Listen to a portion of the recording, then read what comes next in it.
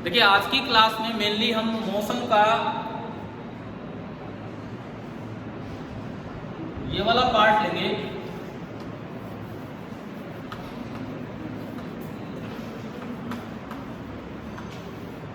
Relative motion. ये वाला part लेंगे, रिलेटिव मोशन वाला पार्ट। ठीक है, रिलेटिव मोशन मीन्स ऑब्जर्वर भी चल रहा होगा और जिसको वो ऑब्जर्व कर रहा है वो भी चल रहा होगा, दोनों चीजें मोशन में है। ये आपका होता है रिलेटिव मोशन। ठीक है, ये भी लगा दो यार, उनको भी दिक्कत होगी।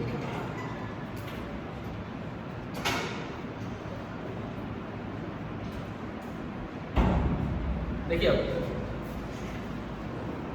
इसके अंदर सबसे पहली बात, ये एक ऑब्जेक्ट ए है और ये एक ऑब्जेक्ट बी है।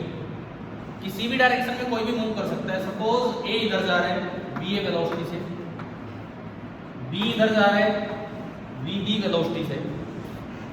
तो पूछा जाए कि आपको निकालना है वेलोसिटी ऑफ ए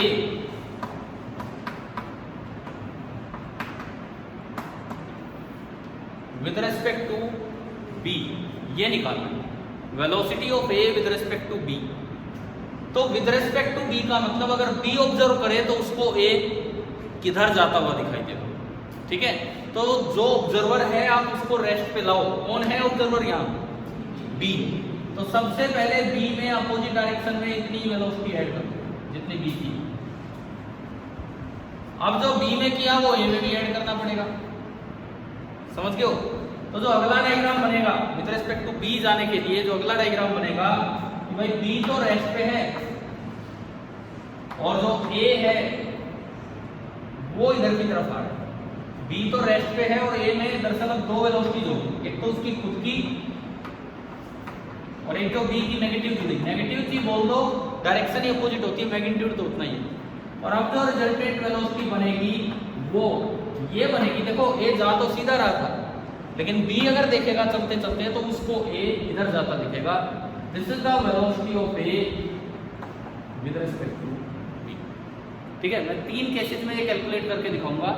एक बार दोनों सेम डायरेक्शन चलेंगे, एक बार दोनों अपोजिट डायरेक्शन चलेंगे और एक बार दोनों परपेंडिकुलर चलेंगे।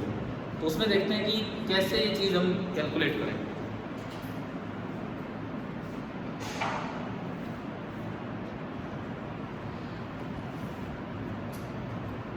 देखिए पहला केस, सपोज ए आगे जा रहा है और जो बी है वो भी आगे जा रहा है। बी जा रहा है 7 मीटर पर सेकंड से, ए जा रहा है 4 मीटर पर सेकंड से। अब पूछा जाए ए की वेलोसिटी बी के रेस्पेक्ट में, ना कि बी की वेलोसिटी ए के रेस्पेक्ट में, ए की वेलोसिटी बी के रेस्पेक्ट में बताओ। तो क्या करें? ए आगे जा रहा है बी भी आगे जा रहा है, मुझे निकालना है ए की वेलोसिटी बी के रेस्पेक्ट में। तो क्या करें? बी को रेस्ट पे लाना है तो बी में 7 घटाना होगा, इधर ऐड करना होगा 7। ओके, उसमें किया वो इसमें भी करो। अब बताओ अगर बी रेस्ट पे होता तो ए में कितनी वेलोसिटी बची? 4 आगे 7 पीछे, तो कितनी बची? 3। इधर पीछे लेफ्ट साइड है राइट साइड है? लेफ्ट। तो अगर इस केस में पूछा जाए velocity of A with respect to B, तो वो बोली जाएगी 3 मीटर पर सेकंड टुवर्ड्स लेफ्ट। समझ गए हो? ढंग से चीजें कैलकुलेट करनी आनी चाहिए। कोई फॉर्मूले मत रटो, सेम डायरेक्शन है घटा दिया अपोजिट, फिर उसमें आप डायरेक्शन नहीं निकाल पाओगे, वेस्ट ईस्ट राइट लेफ्ट ये चीजें। ठीक है, दूसरा केस, पहला आ गया समझ कैसे निकाला। दूसरा केस है कि ये ए इधर जा रहा है 7 मीटर पर सेकंड से और बी इसकी तरफ आ रहा है 3 मीटर पर सेकंड से। और मुझे बताना है velocity of A with respect to B ना, खाली ऐसे नहीं, क्योंकि डायरेक्शन के साथ लेना चाहिए हमें। पहले क्या करो, विद रिस्पेक्ट टू बी का मतलब बी को रेस्ट पे लाओ। बी को रेस्ट पे लाने के लिए आगे की तरफ 3 ऐड करना होगा। बी को अगर आप रेस्ट पे लाना चाहते हैं तो आगे की तरफ 3 ऐड करना होगा। इसमें आगे 3 तो इसमें भी आगे 3। अब बनाते हैं अगला डायग्राम। बी तो किस पे आ गया? रेस्ट पे।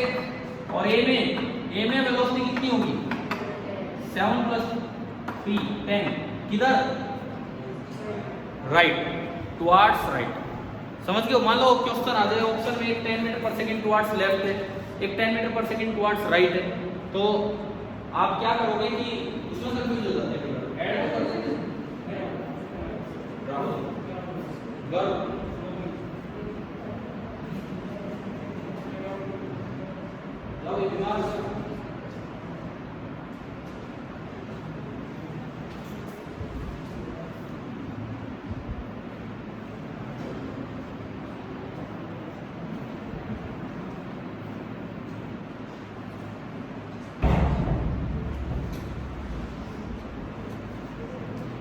ये बताओ, ये दोनों केसेस क्लियर हुए रिलेटिव वेलोसिटी निकालने के। ये मैं इस तरीके से क्यों बता रहा हूं, ताकि विद डायरेक्शन आए, राइट लेफ्ट ईस्ट वेस्ट, किधर है किधर नहीं। तीसरा केस, दोनों परपेंडिकुलर चल रहे थे, सपोज ईस्ट की तरफ ए जा रहा था, मैं कह रहा हूं ये ईस्ट वेस्ट है, ईस्ट की तरफ ए जा रहा था with velocity 3 meter per second, और नॉर्थ की तरफ बी जा रहा था with velocity 4 meter per second. आपको बताना है velocity of A with respect to B, magnitude and direction. ये कीजिए ट्राई, ये केस। साउथ वेस्ट तो बिल्कुल गलत जवाब है यार, ऐसे क्यों इतनी जल्दी कर रहे हो, एक बार करो ना डायग्राम बना के।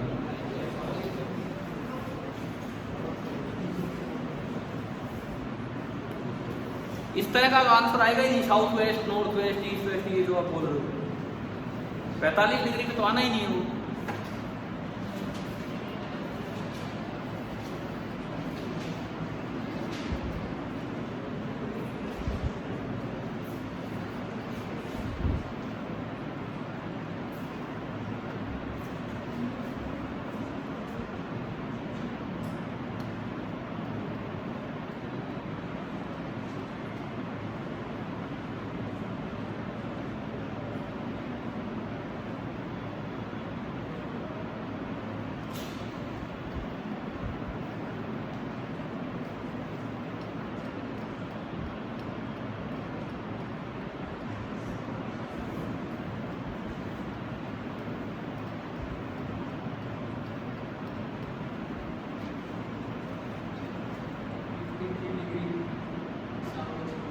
अब देखते हैं, सुनो कुछ इस तरह का आ सकता है।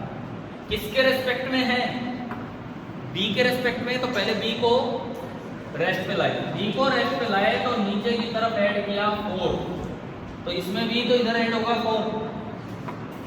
तो अब अगला डायग्राम देखो कि अगर बी रेस्ट पे होता तो ए में 2 वेलोसिटीज है, ए में ईस्ट की तरफ तो 3 मीटर पर सेकेंड और ए में साउथ की तरफ 4 मीटर पर सेकेंड। ये ईस्ट की तरफ, ये साउथ की तरफ, जो नेट वेलोसिटी आएगी पाइथागोरस से 5 आ गई हो, मैग्नीट्यूड तो 5 हो गया। अब मैं एंगल की बात करूं, सपोज ये एंगल थीटा है, तो 5 और 3 के बीच में एंगल 53 डिग्री होता है, 3 4 5 के ट्रायंगल, तो थीटा आपका होगा 53 डिग्री। तो इसका आंसर होगा 5 metre per second 53 degree south of east के 53 डिग्री साउथ की तरफ। बताएंगे रिलेटिव वेलोसिटी निकालना है कि नहीं, क्लियर हुआ रिलेटिव वेलोसिटी कैसे निकालते हैं, ठीक है। अब रिलेटिव वेलोसिटी के बाद आता है कि वेलोसिटी ऑफ अप्रोच कैसे निकालते हैं। रिलेटिव वेलोसिटी के बाद वेलोसिटी ऑफ अप्रोच और फिर मीटिंग ऑफ सम पार्टिकल्स ही हम देंगे। रिलेटिव वेलोसिटी क्लियर है सभी को, कैसे निकाला हमने, ठीक है। इसके बाद देखें आगे,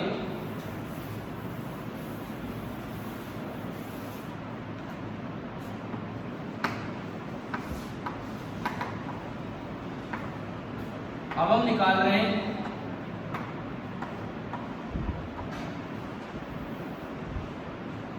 वेलोसिटी ऑफ अप्रोच।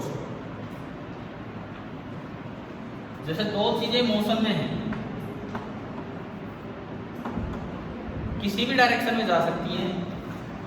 ए इधर जा रहा है 10 मीटर पर सेकेंड से,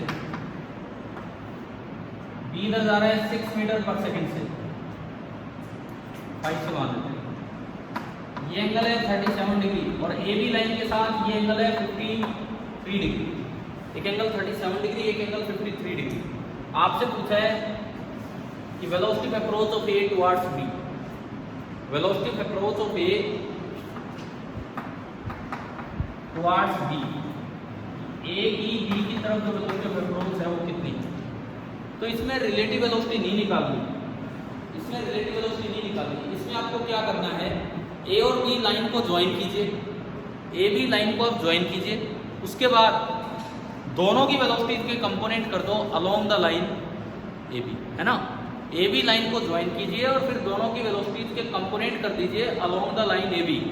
कैसे, देखिए ये लाइन ए बी को ज्वाइन किया मैंने, इसकी वेलोसिटी ने 37 डिग्री एंगल बनाया है, तो मैंने कंपोनेंट लिया 10 cos 37, कितना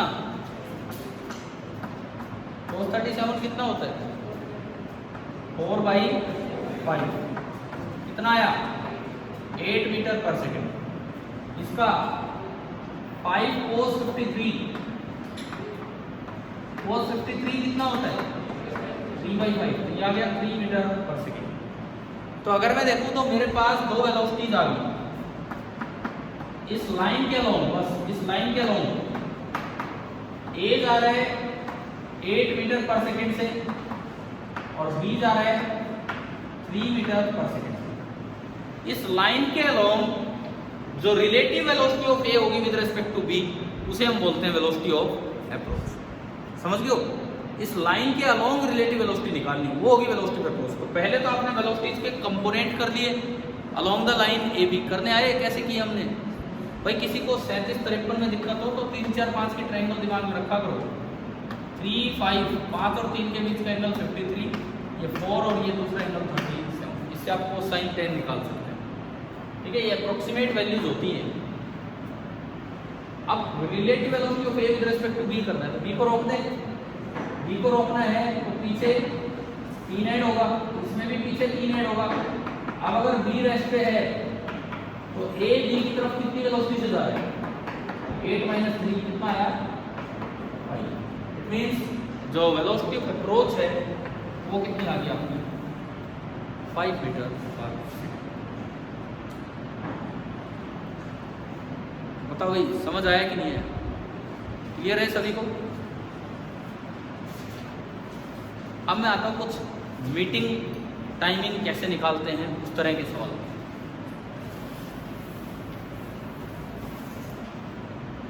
जैसे सपोज एक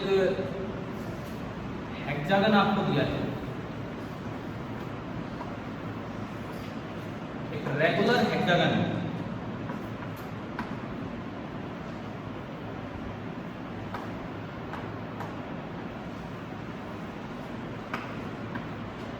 एक रेगुलर हेक्सागन के सभी कॉर्नर्स पे 6 पार्टिकल है,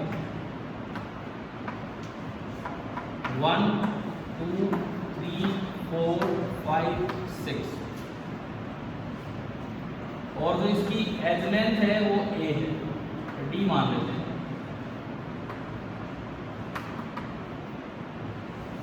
एज लेंथ डी है। ये सारे कांस्टेंट स्पीड से चलना स्टार्ट करते हैं। 6 के 6 पार्टिकल एक ही साथ कांस्टेंट स्पीड से चलना स्टार्ट करते हैं, लेकिन स्पीड तो कांस्टेंट है v,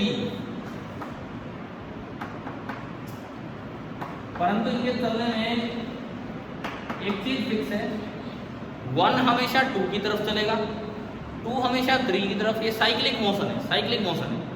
1 हमेशा 2 की तरफ चलेगा, 2 हमेशा 3 की तरफ, 3 हमेशा 4th पार्टिकल की तरफ, 4 5 की तरफ, 5 6 की तरफ और 6 1 की तरफ। बताओ मिलेंगे कि नहीं मिलेंगे। 1 हमेशा 2 की तरफ चलेगा, 2 हमेशा 3 की तरफ, अगले की तरफ ही चलेगा, सेम स्पीड से चलेंगे। तो बताओ मिलेंगे कि नहीं मिलेंगे, बोलिए। मिलेंगे। कैसे मिलेंगे, ये रोड पे नहीं चलेंगे भाई, 1 2 की तरफ ही देखेगा, 2 थोड़ी देर बाद यहाँ हो गया तो 1 तो 2 की तरफ देख रहा है तो 1 तो उतर लेगा नीचे, समझ रहे हो। 2 3 की तरफ देख रहे हैं, 2 भी उतर लेगा नीचे, तो एक दूसरे को देख के सारे ही रोड से खेत में उतर लिए, मतलब नीचे उतर लिए। समझ गए हो ना, क्लियर है क्या चीज़ है। तो ये जो मोशन है ना, ये ऐसा जाना है, ये भी उड़ेगा, ये भी उड़ेगा, ये भी उड़ेगा, ये सारे के सारे इस तरह से जाएंगे और सब एक साथ सेंटर ऑफ द पॉलीगन पे जाके मिल जाएंगे। रेगुलर पॉलीगन में ऐसा ही होगा। समझ आया कैसा है? अब इसमें 2-3 चीजें पूछ ली जाती हैं। 3 चीजें, time of meeting, distance covered during meeting एक पार्टिकल का, और एक पार्टिकल का डिस्प्लेसमेंट। पहली बात, टाइम कैसे निकालें?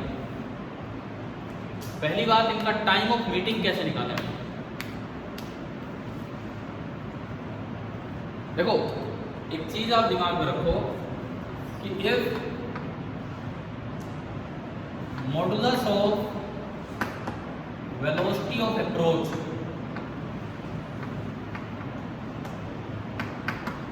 इज कांस्टेंट,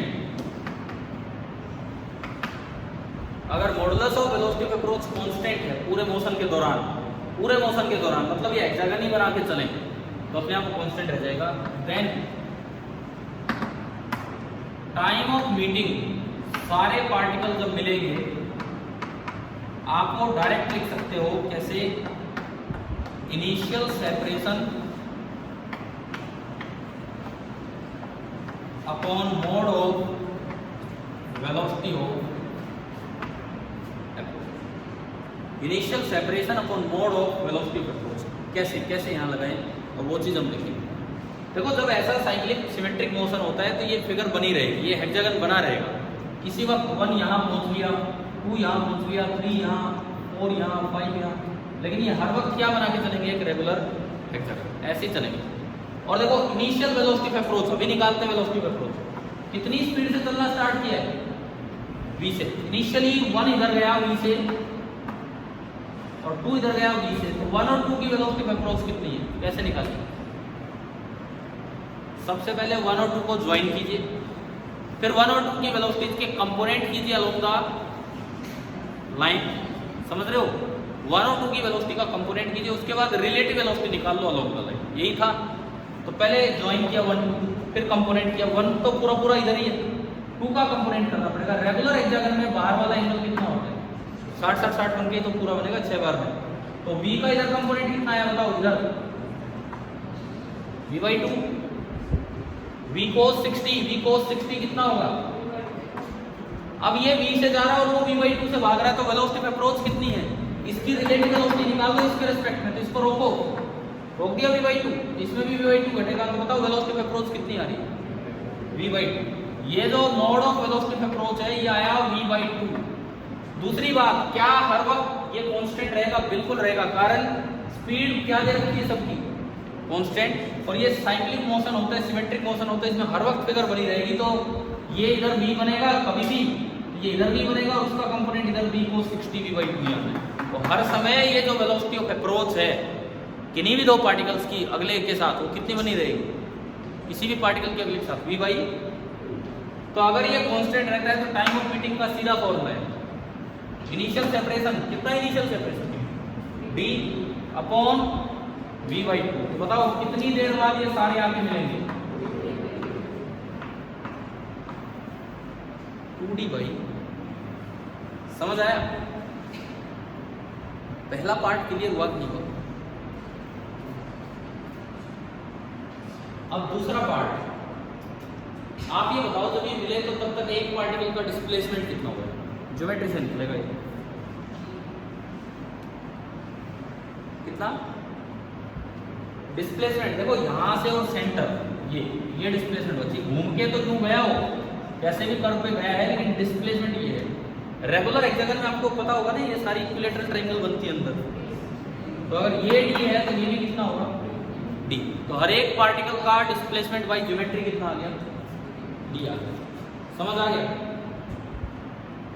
अब दिक्कत कहाँ हो सकती है? ये तो निकल गया ज्योमेट्री से, तो ये देखो ना, ये तो एक अलग सा कर्व है। डिस्टेंस पूछ ले तो मुझे तो ये लंबाई बतानी पड़ेगी, डिस्टेंस पूछ ले तो ये लंबाई बतानी पड़ेगी। डिस्टेंस कवर्ड कितना है ये आप बताएं।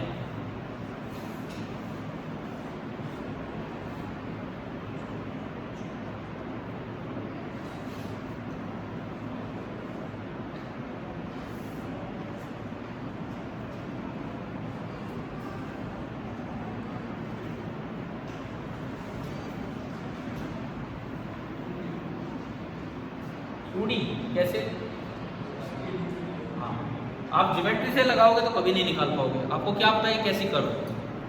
लेकिन जब कांस्टेंट स्पीड से, कल भी तो एक सवाल आया था पेपर में, कांस्टेंट स्पीड से जब भी कोई चीज चलती थी, कैसा ही पाथ हो, डिस्टेंस कवर्ड बराबर क्या होता है? Speed into time. Time of meeting आप निकाल ही चुके हो, कितना है time of meeting? 2d/v। Speed है v, तो डिस्टेंस कवर्ड कितना होगा? 2d/v into v। Distance covered कितना हो गया? 2d। समझ आया? क्वेश्चन समझ आ गया सभी को? सेम क्वेश्चन आप मुझे करके दिखाओ, तीनों पार्ट्स का जवाब दो फॉर स्क्वायर। एक स्क्वायर है जिसकी एज लेंथ है d, 4 ही पार्टिकल v स्पीड से ऐसे ही चल पड़े, तीनों पार्ट आप करके दिखाइए।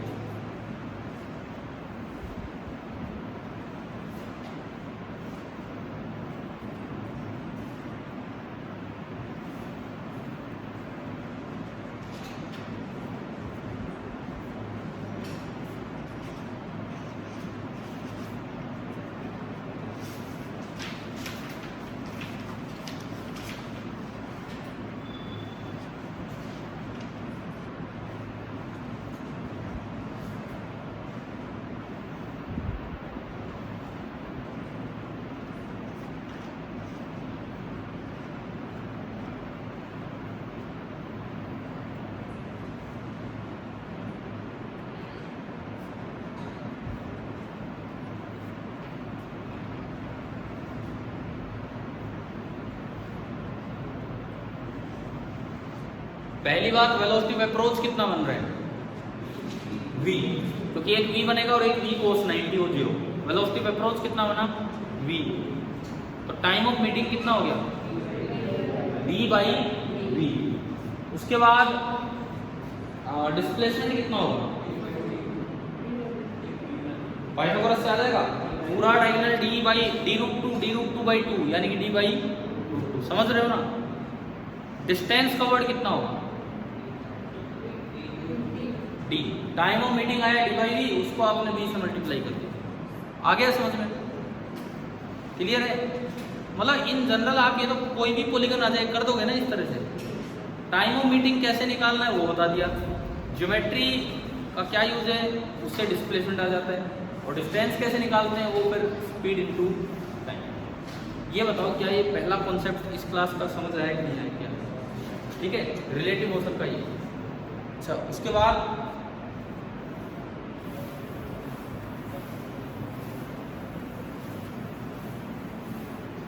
लेक्चर थोड़ा छोटा होता है बीच वाले, सेकंड थर्ड फोर्थ कितने बजे तक होता है? बताएगा अगर कोई टाइम लिखा होगा।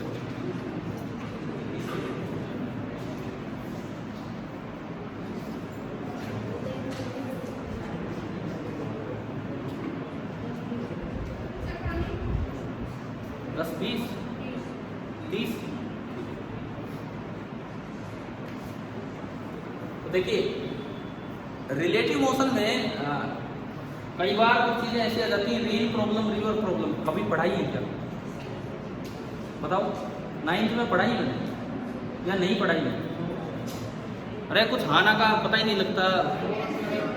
10th में पढ़ाई थी, rain problem, river problem.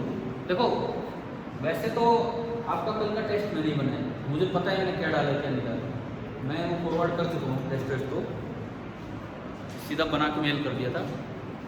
But उससे इसका लेना देना नहीं है कि भाई बिल्कुल जो डाला है बस वही चीज़ रिवाइज होगी ना। मैं एक बार एक कंप्लीट रिवीजन सा ले रहा हूँ, जो चीज़ें पीछे कवर दी हुई हो। ठीक है? रेन प्रॉब्लम, रिवर प्रॉब्लम कर लोगे रिवाइज या कुछ करवाऊँ इसके बारे में? चलो एक एक सवाल के थ्रू हम करते हैं। सबसे पहली बात रेन प्रॉब्लम। रेन प्रॉब्लम पे आप एक क्वेश्चन बताएंगे। क्या हो रहा है? देखिए बारिश आ रही है with the velocity of 3 meter per second, और एक आदमी आगे जा रहा है, भागा जा रहा है with the velocity of 4 meter per second. बारिश से बचने के लिए उसे अम्ब्रेला वर्टिकल से कुछ एंगल पे करना पड़ रहा है। थीटा बताओ।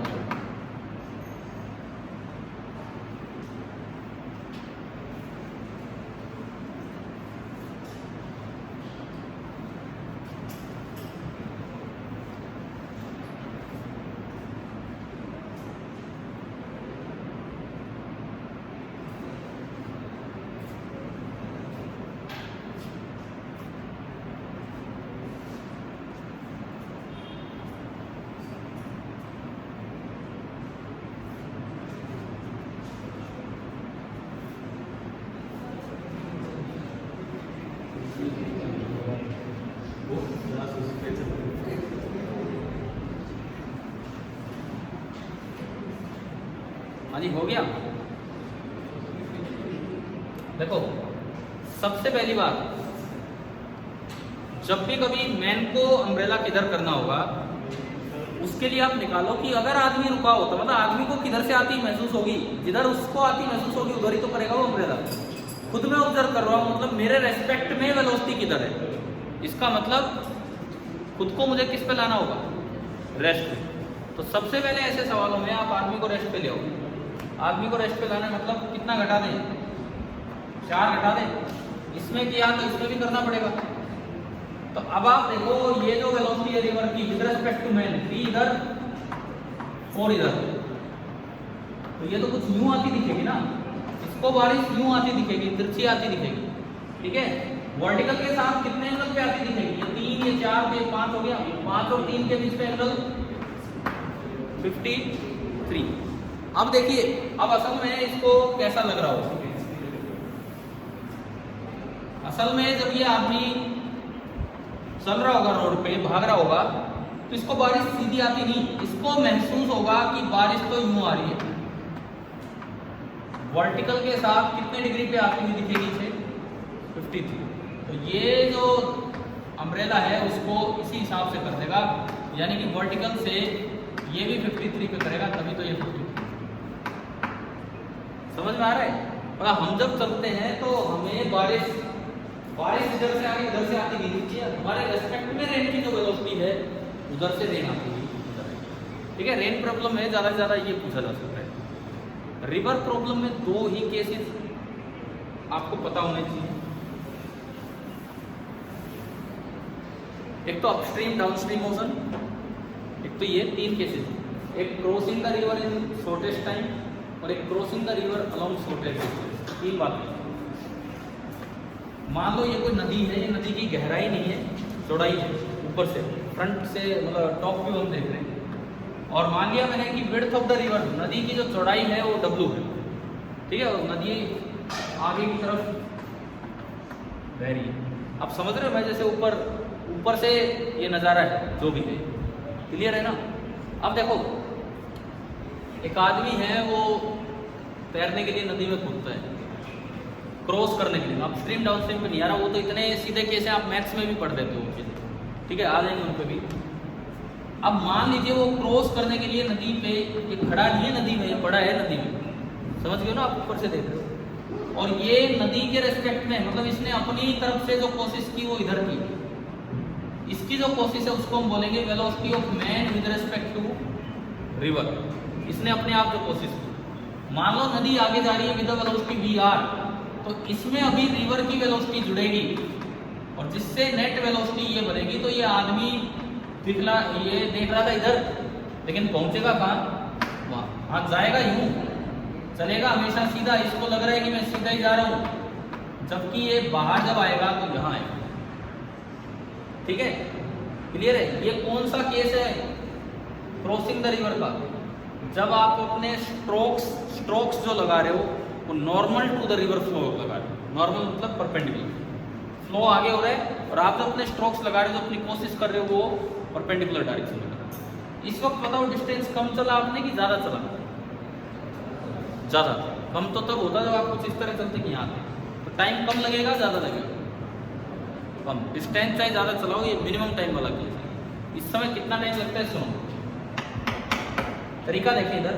सपोज अक्सर ये दिया होता है BMR को बोल देते हैं velocity of man in still water.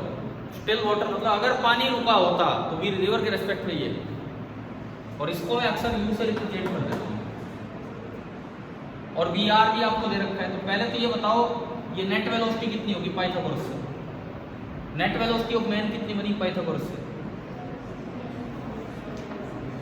Pythagoras से नेट वेलोसिटी ऑफ मैन कितनी बनी, अंडर रूट, ये तो u है, u² प्लस VR²। ये याद रखो कि ये वो केस है जब ये शॉर्टेस्ट टाइम में नदी को क्रॉस कर रहे हैं। क्यों, देखो नदी की जो वेलोसिटी है वो तो नदी कभी नहीं क्रॉस कर पाएगी, क्योंकि नदी की वेलोसिटी तो किधर है, आगे की तरफ है, नदी क्रॉस कौन करवाएगा? आपकी वेलोसिटी। इस समय आपने अपनी पूरी वेलोसिटी क्रॉस करने के लिए लगा दी। अगर आप थोड़ा भी इधर या उधर चलते तो कुछ कंपोनेंट ही आपको क्रॉस करवाता, लेकिन इस वक्त आपने अपनी पूरी वेलोसिटी इस नदिया को पार करने में लगा दी। ठीक है, नदी को पार करने में लगा दी। इसका मतलब जो टाइम लगेगा नदी को क्रॉस करने में, बस इधर देखो आप, इधर कितना डिस्टेंस कवर करना है आपको? W, width of the river. और इधर वेलोसिटी कितनी है? VMR। Time taken to cross the river W upon VMR, और ये स्मॉलेस्ट टाइम, और किसी भी तरह से चलेगा तो टाइम इससे ज़्यादा ही लगेगा। इस वक्त ये स्मॉलेस्ट टाइम वाला केस है। लेकिन हाँ, इसमें एक नुकसान है कि थोड़ा साइड में पहुंच गया। कितना साइड में पहुंचा उसको नाम दिए जाते हैं ड्रिफ्ट। कितना साइड में गया उसको नाम दिया जाता है ड्रिफ्ट। ड्रिफ्ट कैसे निकालें? उधर ये किस वेलोसिटी से जा रहा है? इसकी खुद की तो वेलोसिटी है नहीं। उधर अगर गया है तो किस वेलोसिटी से गया है? रिवर की वेलोसिटी से। कितनी देर तक? अभी आपने टाइम ऑफ क्रॉसिंग निकाल दिया। ये सारे कांस्टेंट वेलोसिटीज के क्वेश्चन हैं। तो जो ड्रिफ्ट होगा वो कितना होगा? उधर की तरफ रिवर की वेलोसिटी है VR, और इनटू जो भी आपका टाइम लगा है। समझ आया कि नहीं? ठीक है, ये था रिवर को शॉर्टेस्ट टाइम, मिनिमम टाइम में क्रॉस करने वाला केस। इसके लिए आपको चलना कैसे होगा? रिवर की फ्लो के परपेंडिकुलर चलना होगा, तब आप चाहे डिस्टेंस ज़्यादा कवर करें लेकिन शॉर्टेस्ट टाइम में नदी को क्रॉस कर पाएंगे। बताओ भाई, ये केस आ गया समझ में? एक केस होता है कि मुझे तो सामने ही पहुंचना है, उसमें टाइम ज़्यादा लग जाता है लेकिन डिस्टेंस क्या होगा? कम। उसमें टाइम तो ज़्यादा लग जाएगा लेकिन जो डिस्टेंस होगा वो अपने आप क्या हो जाएगा? कम हो जाएगा। समझ गए हो ना? तो वो वाला केस देखते हैं। Crossing the river along shortest path. ये तो था शॉर्टेस्ट टाइम। अब मैं शॉर्टेस्ट पाथ वाले पे चलूँ।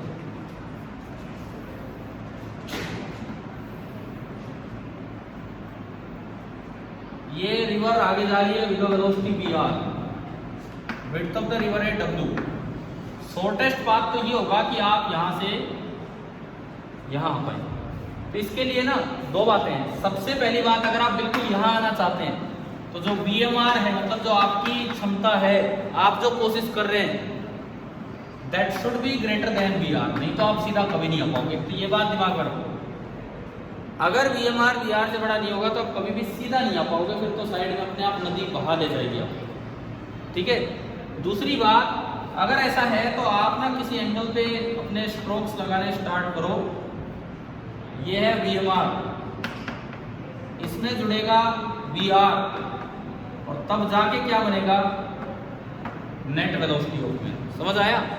ये VMR तो यू है जो हम कोशिश करते हैं। ये नदी की वेलोसिटी जुड़ेगी जिससे आप ऊपर पहुंचेंगे। ऊपर नहीं मतलब दूसरी साइड। ये कंडीशन क्या डायग्राम से दिख रही है आपको? ये कंडीशन नहीं होगी तो ये डायग्राम ही नहीं बन सकता। देखो ना एक बार, क्या ये कंडीशन इस डायग्राम से नजर आ रही है? ये कंडीशन अगर फुलफिल नहीं होगी तो डायग्राम ही नहीं बनेगा। क्यों? हाइपोटेन्यूज जो होती है वो हमेशा बाकी साइड से बड़ी होगी। समझ गए हो? ठीक है। उसके बाद मान लो आप इधर से थीटा एंगल पे चलना स्टार्ट करते हो, आगे वही है, ड्रिफ्ट हुआ ही नहीं। इस बार आप यही निकलोगे, तो ड्रिफ्टिंग कितनी है? 0। ठीक है। टाइम टेकन, बात तो शॉर्टेस्ट है। टाइम टेकन देखो, ये विड्थ है W, लेकिन इधर तो आपकी वेलोसिटी ये है, और ये पाइथागोरस से ही आएगी √U² माइनस VR²। तो जो टाइम लगेगा क्रॉस करने में, टाइम हो जाएगा W अपॉन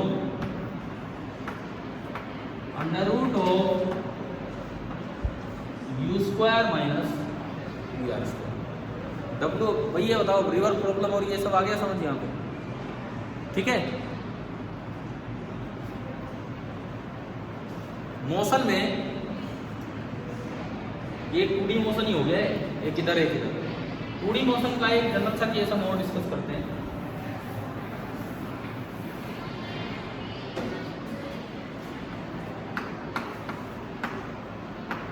तो एक बहुत गैलीलियो ने बताई थी यार। गैलीलियो बड़े ओरिजिनल फिजिसिस्ट में, जिस समय घड़ी ली थी उस समय भी गैलीलियो टाइम मेजर करना स्टार्ट कर दिया था। कैसे? अपने हाथ से, पल्स से, है ना। मतलब मेजरमेंट की शुरुआत ही गैलीलियो ने की है फिजिक्स में। लॉज, न्यूटन का फर्स्ट लॉ दरअसल किसका लॉ है? गैलीलियो का। वो तो बाद में न्यूटन ने इकट्ठा कर दिया 2-3 लॉज को, तो ये है। तो मतलब गैलीलियो ने एक बड़ी इंपॉर्टेंट बात बताई 2D मोशन के लिए। बोले कि दो परपेंडिकुलर डायरेक्शन का मोशन एक दूसरे को कभी अफेक्ट नहीं करते हैं, बिल्कुल इंडिपेंडेंट है। दो परपेंडिकुलर डायरेक्शन का मोशन बिल्कुल इंडिपेंडेंट है। जैसे आपने किसी बॉल को थ्रो किया, सीधा थ्रो किया, ये हॉरिजॉन्टल लाइन, ये वर्टिकल लाइन, ये ग्राउंड, क्या ये मोशन ऐसा होता है कि नहीं? पैराबोलिक, हम फेंक देंगे पैराबोलिक पाथ हो। क्या ये स्ट्रेट लाइन पाथ है? नहीं है। अब जो हमारी इक्वेशंस होती हैं s बराबर ut plus half at square, वो सब तो स्ट्रेट लाइन मोशन के लिए होती है, ऐसे मोशन के लिए तो है ही नहीं। लेकिन गैलीलियो ने एक बात बताई कि आप इसे ब्रेक कर लो, दो अलग अलग मोशंस की तरह देखिए। गैलीलियो बोले कि आप इसे दो, और दोनों मोशन एक दूसरे से बिल्कुल इंडिपेंडेंट है। कैसे? गैलीलियो ने हमें टेबल बनाना सिखाया। बोले भाई आप ऐसे करो, एक साइड लिखो फिजिकल क्वांटिटी और उनके ना दो कंपोनेंट कर दो परपेंडिकुलर डायरेक्शन में। Let this be the x axis and this be the y axis. इन्होंने कहा एक x कंपोनेंट ले लीजिए और एक y कंपोनेंट। कैसे? सुनो, मान लो t बराबर 0 पे आपने बॉल को थ्रो किया, t बराबर 0 पे आपने बॉल को थ्रो किया, है ना, ठीक है। किसी t टाइम पे आप यहां हैं, तो आपका डिस्प्लेसमेंट हुआ ये।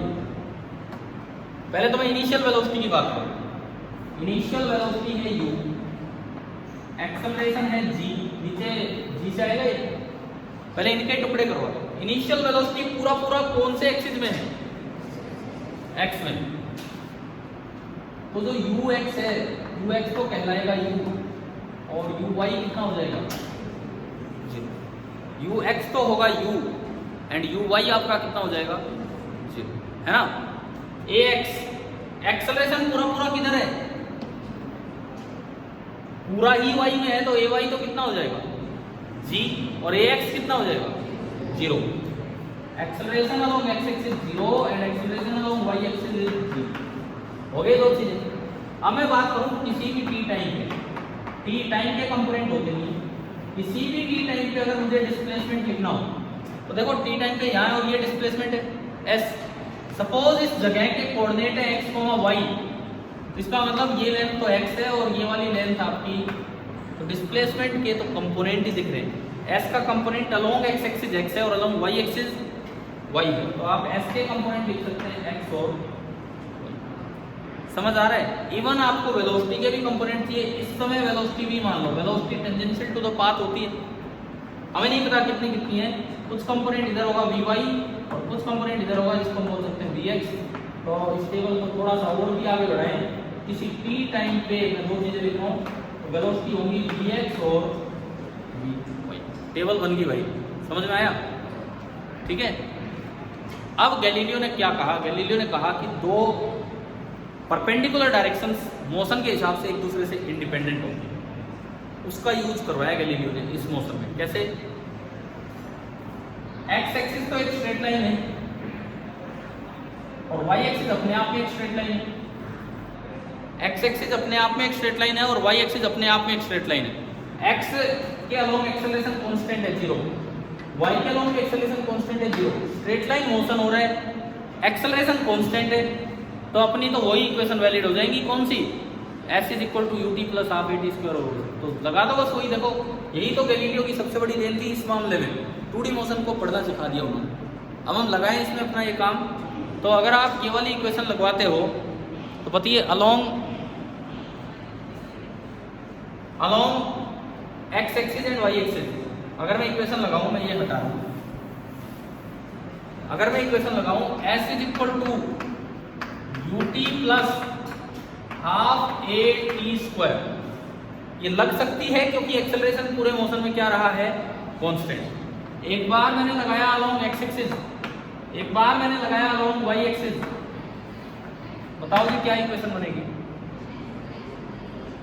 खाली ये टेबल देखो, खाली ये टेबल, एस की जगह क्या है? एक्स बराबर यू की जगह क्या है? टाइम की जगह है टाइम, प्लस हाफ ए की जगह क्या है? टेबल में देख के बताओ। यानी कि इक्वेशन बन गई कि किसी भी टी टाइम पे मुझे निकालना हो एक्स पोजीशन आ गई। समझ आया? वाई का मोशन अपने आप में अलग है।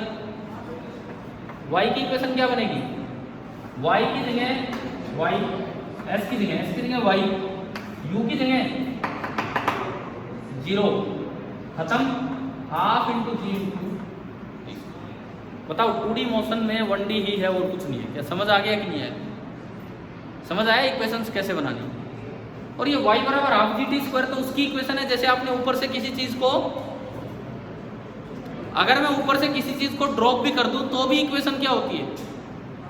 y equal to half G T square. इसका मतलब मैं किसी चीज को हॉरिजॉन्टली थ्रो करूं या मैं किसी चीज को ड्रॉप करूं, दोनों को नीचे आने में बिल्कुल बराबर टाइम लगेगा, क्योंकि y डायरेक्शन में नीचे उतरना है, x में नहीं उतरना है। और उस डायरेक्शन में तो दोनों की इक्वेशंस क्या है? बिल्कुल सेम। मैं किसी चीज को हॉरिजॉन्टली थ्रो करूं या मैं किसी चीज को ड्रॉप करूं, वर्टिकल मोशन दोनों का बिल्कुल एक जैसे, दोनों को नीचे उतरने में बराबर टाइम लगेगा। दोनों एक समय पे सेम हाइट लेवल पे होंगे। समझ रहे हो ना? दोनों एक समय पे सेम हाइट लेवल पे होंगे। बस जो फेंका है वो एक्स के अलोंग चलता चलेगा, उस पर मैं ध्यान नहीं दूंगा, मैं तो वाई पे देख रहा हूँ। बताइए 2D मोशन का ये पॉइंट आ गया आपको समझ? ठीक है। तो अगर सवाल आ जाए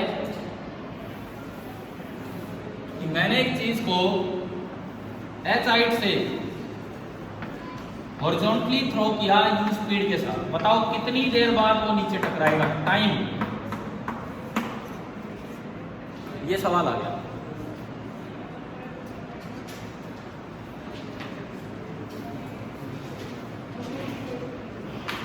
नीचे आने में जब आपने हॉरिजॉन्टली थ्रो किया तो वर्टिकल इनिशियल वेलोसिटी कितनी है? 0। वर्टिकल इनिशियल वेलोसिटी है ही नहीं, तो आप तो इसको ऐसे मानो ना कि जैसे आपने इसको क्या किया है? ड्रॉप किया। दिस इज इक्विवेलेंट टू कि जैसे आपने ड्रॉप किया है, और यू वाई कितना होगा? 0। और इसको नीचे आने x, तो अभी हमने इक्वेशन बनाई थी y is equal to half G T square बनाई थी। जब नीचे उतर लेगा at t equal to capital T y h हो जाएगा, h is equal to half g capital T square, और यहाँ से टी कितना आ जाएगा? Under root of 2h by t आ जाएगा, under root of 2h by g. बताओ ये समझ आया कि नहीं आया? ठीक है। 2D मोशन क्लियर है ना कैसे हम ले रहे हैं? टाइम हो गया आपका। आज मेनली मैंने मोशन रिवाइज करवाया है। कंस्ट्रेंट मोशन पिछले लेक्चर में हो गया, पिछले वीडियो में आप देख लेंगे वो। एंड न्यूटन्स लॉ आप खुद अपने आप रिवाइज करते हैं, या अगर वो भी रिकॉर्ड हुआ तो वो भी कर देंगे। ठीक है भाई, कल आपका पेपर है, ढंग से देना। Thank you.